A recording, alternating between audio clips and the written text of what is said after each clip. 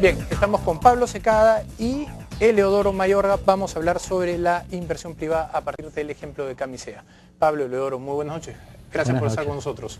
Gracias. Bueno, cuéntanos un poco, Pablo. En el IPE ustedes están estudiando a la inversión privada y han utilizado a Camisea como ejemplo de estudio. Cuéntanos un poco. O sea, el IPE tiene como mandato promover reformas y Camisea es uno o el proyecto más importante que tiene el país por delante y uno de los más importantes que ha realizado.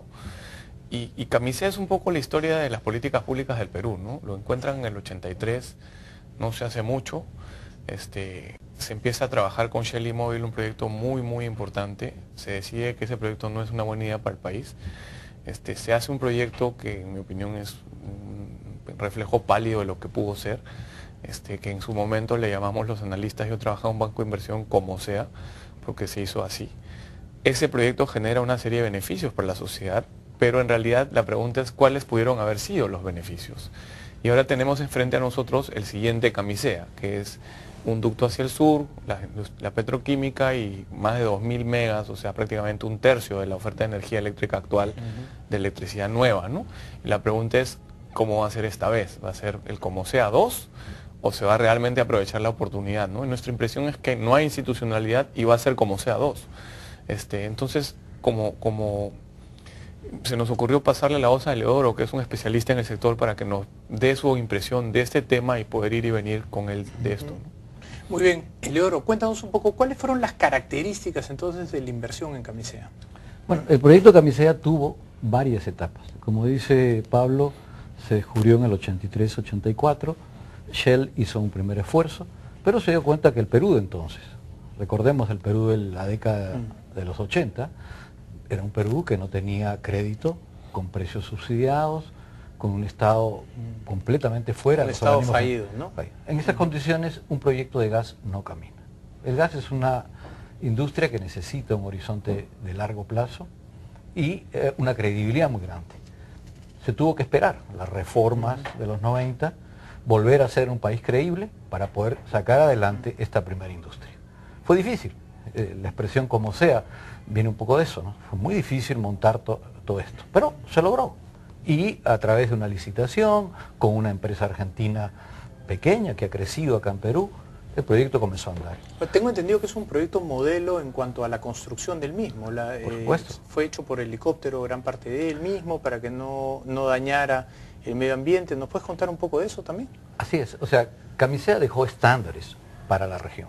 Desde la exploración, Shell se preocupó enormemente por evitar, digamos, problemas sociales, por manejar las expectativas en la región, y bueno, el proyecto salió adelante y nos ha dejado una escuela, yo creo, en toda la exploración y el desarrollo petrolero.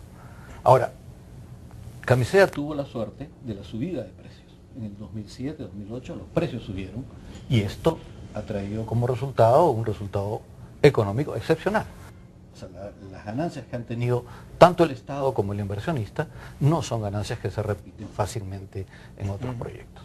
¿Y cuáles fueron las principales características de Camisea? Primero, es un gas altamente rico. O sea, un gas que produce, junto con el gas que utilizamos en la generación, en la industria, una cantidad de líquidos GLP, que es el combustible más importante hoy en día en Perú, el que crece más rápido, gasolinas, diésel, de alta calidad. Entonces, estos productos líquidos son los que generan más de las 2/3 partes de los ingresos. Son fácilmente comercializables y encontraron un Perú creciendo. Se integraron fácilmente y permitieron salir adelante, ¿no? El tema es ahora lo que sí, es que con los mismos principios, con la misma actitud, vamos a poder sacar un proyecto que tiene una mayor dificultad. O sea, llevar el gas al sur no es una cosa fácil, es una tarea complicada. Yo creo que el gobierno ha hecho lo que puede hacer, hasta llegar a una ley. Pero no es con leyes que salen los proyectos adelante. Aquí falta un entendimiento del negocio, falta un discutir con el sector privado, tanto a nivel de la exploración, producción, como en el desarrollo downstream, y llegar a consensos y entendimientos. ¿Cuáles son las restricciones principales que tuve a este Camisea 2? En primer lugar, no se ha definido las reservas.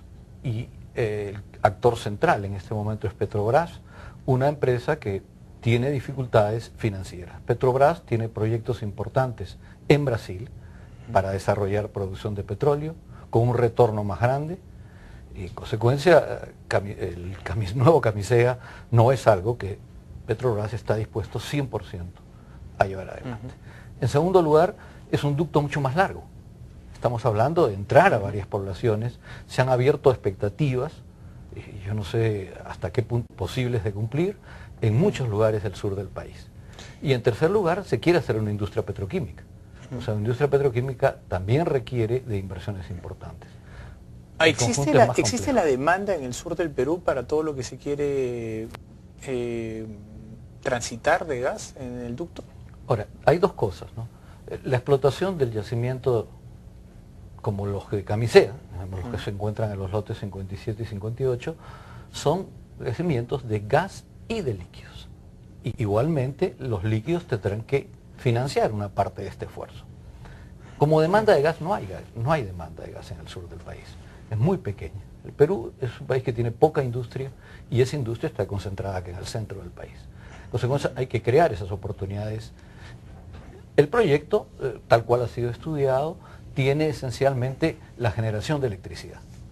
Todos los analistas del sector eléctrico concuerdan que a partir del 2015, 2016, el siguiente gobierno tendrá problemas serios de electricidad. El gas es la fuente más fácil, más accesible, de menor costo. Muy bien. En consecuencia, es ahí donde se encuentra el mercado. Vamos a hablar sobre eso, vamos a hacer una pequeña pausa y regresamos con Pablo y Eleodoro para seguir hablando sobre Camisea como ejemplo de inversión privada. Regresamos.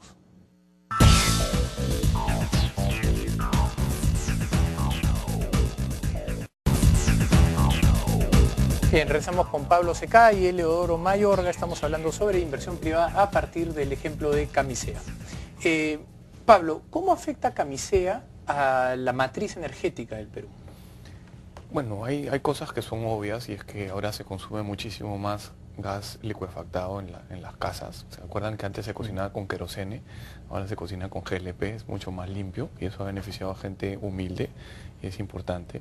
Los vehículos a gas, hay 150.000 taxis nomás a gas, más otros vehículos que consumen gas. Y en general el gas para la electricidad, que es el uso más importante, y un segundo uso para la industria. Y acá quisiera pasar al gráfico que está preparado por la producción. La entrada de Camisea reduce el precio de la electricidad porque se empieza a utilizar el gas, que es una fuente de energía, como se diseña Camisea, más barata. Camisea lo diseña un grupo de personas, entre otras, a las que se llamaban los eléctricos. Eran discípulos de un funcionario del Ministerio de Energía y Minas, de Manuel Quillán, que había adaptado al Perú el modelo de regulación de electricidad y de inversión en electricidad chileno, el de Yurasec.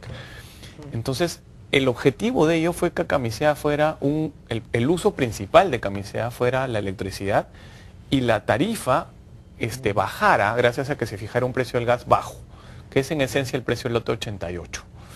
El problema que generó eso es que introdujo un montón de distorsiones. Se volvió menos atractivo hacer hidroeléctricas, por mucho tiempo prácticamente no se han hecho hidroeléctricas, está empezando recién a hacer hidroeléctricas.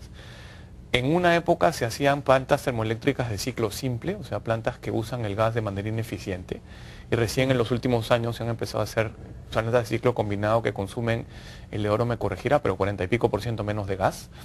No se han hecho en algunos casos plantas duales, son plantas solo a gas. Si tienes un problema de abastecimiento, 12 horas más tarde te quedas sin electricidad, cuando lo ideal es hacer una planta que también pueda consumir diésel. Entonces, ese tipo de errores no se pueden volver a cometer y quisiera incidir de nuevo en las trabas. Hay un tema de seguridad del que no hemos hablado. No se puede operar en la zona de las Malvinas. Por eso no se ha hecho ni siquiera la ampliación del ducto de TGP, del operador original. Quería preguntarle eso a Eleodoro. ¿Cuál es el futuro de Camisea? ¿Cuántos años más de gas tenemos ahí? ¿Qué va a pasar cuando se acabe eso? Lo que estaba comentando Pablo, se necesita construir una vía alterna para el gas y eso no se está haciendo, entonces tenemos ahí un alto riesgo de seguridad. Cuéntanos un poco de eso, por favor. Bueno, las reservas que hoy día disponemos en Camisea son reservas que solamente representan una parte muy pequeña de lo potencial que se dispone en el país. Hay gas en toda la cuenca de Madre de Dios hasta la frontera con Bolivia. O sea, han habido pozos que han probado reservas adicionales. Y en la medida que continúe la exploración, se seguirán habiendo. Lo difícil del gas es la inversión, eso es lo que estábamos conversando. Necesitamos hacer los tubos para ponerlos en producción. Y ese es el gran reto. Ahora, ahí, perdón, discúlpame, ¿la restricción ahí es seguridad? ¿Esa es la restricción principal o es financiamiento, es gestión, es otro tipo de restricción? Bueno, primero que se pensó el proyecto con un dimensionamiento muy pequeño, con muy poco planeamiento de largo plazo. Se pensó que el Perú iba a crecer a 2-3% y que los peruanos íbamos a seguir con una economía dormida como la que teníamos. Entonces, hoy día hay que pensar las cosas de una manera diferente. Pero si hay algo que falta en el sector, que es muy urgente, es tener un planeamiento y una visión de largo plazo. ¿Qué es lo que les está pasando a los chilenos, ¿no? Chile está creciendo a la velocidad de nosotros, pero la demanda de energía se está llevando toda la producción. O sea, Chile en este momento tiene una restricción muy grande, pero los chilenos tienen algo que enseñarnos. Los chilenos se han puesto de acuerdo. Los chilenos han juntado a su gente académica, a sus políticos, a sus inversionistas, a sus empresas, y se han puesto de acuerdo. Se han dado un plan de largo plazo con todas las medidas de seguridad. Aquí nos faltan estos mecanismos de planeamiento y de consenso para salir adelante. Es hora que los hagamos. Entonces, ahora, el tema de la seguridad es esencial. O sea, aquí se habla de que la ruptura del gasoducto sería una catástrofe nacional. El dejar al centro del país, a todo el pulmón económico del país, algunos días sin corriente eléctrica, tendría un costo muy significativo. Entonces hay que tomar una serie de medidas. La primera es no ser dependiente de un solo tubo. Entonces se habla de que el gasoducto hay que duplicarlo, hay que hacerlo. Bueno, y se habla desde hace mucho tiempo. El problema es que en la zona más crítica se ha dejado que entre el terrorismo, que comiencen a haber operaciones de grupos y estamos en una situación que hay que tomar la acción necesaria. Lo segundo es, no solamente es el gas, es los líquidos. O sea, si vemos una ruptura de un poliducto que el gobierno está pensando duplicar, incrementar en capacidad, sería catastrófico para el país. No solamente dejaríamos de producir los líquidos, dejaríamos de producir el gas y tendríamos un daño ecológico significativo. Claro, a través del derrame. Claro. Entonces hay necesidad de pensar el sector con esta visión de largo plazo y con todos estos elementos. Y no creo que una política de precios basada en mantener, como se ha hecho en el caso de la primera parte de Camisea, un precio tope, cerrado, sin tener en cuenta qué es lo que está sucediendo en las otras fuentes de energía en el exterior, yo creo que es una política errada. O sea, es hora que nos demos cuenta que... Ambos están a favor de una liberalización de los precios. ¿Cómo sería esta? O sea, las liberalizaciones no pueden hacerse inmediatamente, pero yo creo que aquí hay posibilidad, si vemos el gráfico nuevamente, de elevar el precio de la electricidad, una parte, y esto permitiría tener el dinero que se necesita para la infraestructura energética del futuro. Aquí hay una posibilidad del gobierno de captar una renta que está siendo entregada contra nada. Además, hay que tener bien claro a quién se está subsidiando. Esto es un tema bien importante. Los mayores consumidores de electricidad son industrias grandes y la minería. O sea, la política pública en el Perú es subsidiar a la industria grande y a la minería con energía barata. Eso no tiene ningún sentido. Y ese cuento de que no llega al sur es mentira. El sistema eléctrico está interconectado. Eso se está haciendo a través de la energía y las líneas de transmisión. Entonces, no podemos seguir con esa política. Esa política tiene que cambiar, ¿no? Muy bien. Pablo Eleodoro, les agradezco muchísimo la visita, ha sido muy interesante y espero volverlos a tener para seguir hablando de Camisea y sobre todo de cómo hacer para promover la inversión a partir de este tipo de ejemplos. Hay mucho que hablar de la petroquímica y lo que está pasando con el gas esquisto, con el shale gas, por ejemplo. Eso es un tema bien interesante. Sin duda. Muchísimas gracias. Gracias a ti. Gracias. Bien, vamos a una pausa y regresamos.